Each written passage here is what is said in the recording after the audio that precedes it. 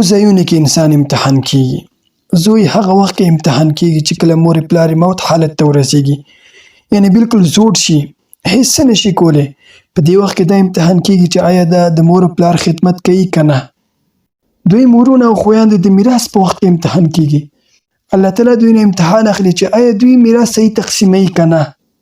قومونه د غربت په وخت کې امتحان کیږي چې کله په قومونو باندې غربت راشي، الله تبارک وتعالی دوی امتحان کوي چې آیا دوی صبر نه کار اخلي که نه.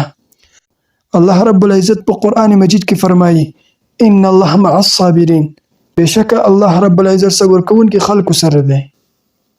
څلورم دوست او ملګری د سختۍ په وخت کې امتحان کیږي چې کله په تا باندې یو سختي راشي، یو پریشانی راشي، یا بل څه راشي، دوست په دې وخت کې امتحان کیږي چې ستا په درد خوري که نه.